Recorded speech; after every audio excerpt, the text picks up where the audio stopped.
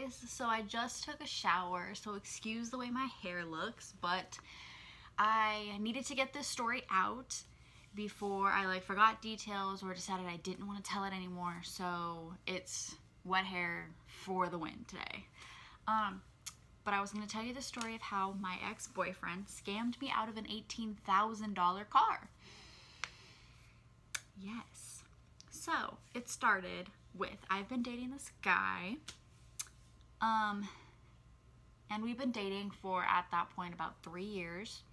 I was really invested in him. I didn't have a car. He had a car, but it was an old car, kept having problems with it. He'd had to replace the entire engine once. And we were driving this car, we split driving the car. And then one day it just stopped working. It stopped working, he wasn't working, the insurance wasn't getting paid on it, it was a lot of things. So we don't have a car, but he needs to get to work, I need to get to work, there's something in my eye, okay. But I need to get to work, he needs to get to work, we need a car. And his sister is pregnant, she was a couple months pregnant at the time, and he comes to me and he's like, hey, so my sister only has a 2-door Challenger, and he was like, she really needs a 4-door mom car for the baby she's about to have. And I do not know why, I do not know how, but he convinced me that we needed to help his sister, and by helping his sister we would be helping ourselves too. So I asked him, I was like, well, is she gonna trade in her Challenger for a different type of car? And he goes, no, she doesn't want to do that. That was her dream car. She loves that car. She always wanted that car. She doesn't want to trade it in. And I was like, okay, so what does she want to do? And how can we help her with any of that? And he goes, well, I can't get a car in my name because I don't have any credit.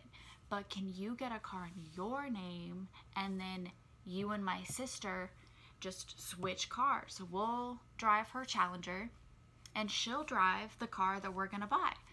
And I was like, the Challenger is a stick. I don't even know how to drive a stick. And he was like, well, you won't have to drive it. I'll just take you anywhere you need to go. And he convinced me to the max that that was the only way we were ever gonna get a car, because he was never gonna buy a car, that his sister really needed help, and this was the only way she was gonna get a car for her new baby. And I loved him, so I trusted him, and I didn't really think too hard on it. I was uncomfortable with the idea, but I didn't think too hard on it, and I just did it. So we go to the dealership, we get this 2014 Ford. It was a Ford Edge, a 4-door, big backseat, like an SUV kind of mom car type situation. And my ex-boyfriend at the time tells me, oh, if you just put down the down payment now, I'll pay you back later. I'm like, okay, I trust you. So I put down $1,000 car payment. I make the first insurance payment, because you have to buy the insurance or put the car on the insurance in the dealership before they let you drive off the lot with it. So I do that. To this day, he has never paid me back that down payment. Just FYI. Never paid me back for that first insurance payment, because he said that him and his sister were going to work out who was paying what payments, because her Challenger, she was still financing that as well. So they were going to figure out who was going to make those payments, but that he was going to pay the Ford payments and the insurance payments, and his sister was going to work out whatever she was doing. So never paid me back for that down payment, never paid me back for the first insurance that I did. And then his sister wasn't very heavily pregnant yet, so she wanted to keep driving her Challenger for a while. So we drove the Ford for a while. And then one day my ex was like, oh, she's ready to trade now. And I looked at him dead in the face and I was like, I'm really not comfortable with this. I really wish we could just transfer title so that it wasn't in my name, and having somebody else drive it so that I wouldn't have to worry about the logistics of what if she gets into an accident. How do I even tell the insurance I wasn't driving it? How do I explain that she was driving it? I was very, very trepidatious, did not want to do it anymore, considering he really talked me into doing it in the first place. So he was like, I don't think you understand what you're talking about. You can't trade a title while you're financing it. And I was like, I understand, but I really wish, because we can't change titles, that we just don't do this, because I'm so uncomfortable right now. And then one day while I was at work, he went, traded cars with his sister without telling me, knowing that I had told him how uncomfortable it made me, and just picked me up in the Challenger like it was no big deal. So that led to an argument, but it was okay, it was whatever. And then he told me that his uncle was selling a car, a 2000 Volvo that he wanted to get rid of, and he was only asking for $500 for it. So we went, we looked at it. I hated it. First glance, I hated it. Hate the way the car looks. Hate the inside. The seats are all messed up. I mean, his uncle gave me seat covers, but like the point is, I hated it. The radio didn't work. None of the charging ports in it worked. Like, barely anything worked in this car. And literally, we took it, him and his uncle took us on a test drive with it, and it literally went while we were driving it, and my ass still fucking bought it. I still bought it. I mean, my ex paid $200 of it, so I only paid $300, but like, I still bought it, and he still did not pay me back that down payment. Like, do you understand the level of stupidity that I am? I'm stupidity to the max. So I have this car, the write-off, I know there's something wrong with it. As soon as we drive away from his uncle's house, in that car, the engine light checks on. And I'm just like, oh shit, this is not gonna pass North Carolina car inspection. So he takes it back to his uncle's. They do some kind of wiring with it. I don't really understand. They get the light to go off. He takes it to, I don't know where he took it to, but it passed inspection, whatever. So I start driving it. For about 6 months, it's all good. You know, I had to get the battery replaced, multiple engine oil changes. You know, I had to replace the tires multiple times. You know, I'm still driving it all the time, and it just goes, and it like will literally, like the car will literally like jump. It's like the engine wants to go, can't for a second, it'll like jump, and then it goes. And that's craziness. And in that time, my boyfriend had crashed the Challenger. It wasn't his fault. To be fair, it was not his fault. Somebody ran into him. So then his sister was having to deal with her insurance, which was part of the issue that I had, because now all the information about how the car is getting fixed, who owes what, whose fault it was, blah, blah, blah, was going through her, and that I wasn't hearing any of it. But then I would ask him, like, oh, when are you getting the car back? When are you getting the car back? And he's just like, I don't know, I don't know, I don't know. And I'm like, that's part of the reason why I didn't want to do this. Just right there. And then it was taking literally forever to get this car back. Like, it took like 2 months. And there was not a lot of damage to his car done. So I don't understand. But then he decides he needs to go back to stay at his dad's house to wait out getting the car back so that his brother can take him to and from work. So he's continuing to work. Because for about maybe a month to like 3 weeks, he wasn't working because I had to take my Volvo to work with me. I couldn't, he started work at 5 a.m. I couldn't take him to work every day when I had to be at work at 9. Like, it just, I mean, I guess I could have, but like, no. So I was paying the insurance, the car payments on the car that I was not driving, on a car that was in my name, but I was not driving. Like, do you see the fucked upness of this? And he was like, well, I'm gonna just go stay at my dad's so that I can go to work and like make the payments back because I feel bad that you're paying for everything. And I was like, okay. And no joke, literally for like 2 months, he was at his dad's and the car was not ready. And then it's suddenly ready, and he picks it up and he's driving it, doesn't come back. Doesn't come back to our apartment, doesn't come back to live with me. He starts paying for it. He'd been paying for it the whole time he was at his dad's working. He'd been paying for the car, but once the car was back, he still wasn't, you know, coming back to live with me. And I was just like, okay, that's weird, but we're gonna continue to be in this relationship, right? And then I go in to take the Volvo to get an oil change, and they tell me that there's a fuel leak. And this is from the same mechanic place who had done me wrong and lied to me before, so I didn't necessarily believe them. So I then took it to a Firestone store, and they told me, and they showed me a picture of my oil filter was being held together by putty. And the mechanic guy was very adamant, like, who sold you this car? Who fixed this? Who did this? And I was very like, I don't even know. Like, I don't know if it was his uncle that did that or if he had a mechanic that did that later on. Like, I honestly have no idea. And the man was like, you are one lit cigarette in the street of this fuel leak from just blowing up. And I was like, that's really bad. And he said because how old the Volvo was, he would have to replace the oil filters and all the lines in the car. And he was like, I can't even guarantee that Volvo still has parts for a 20-year-old model. And if they do, they're thousands of dollars. And I was like, okay, so it's better to just junk it.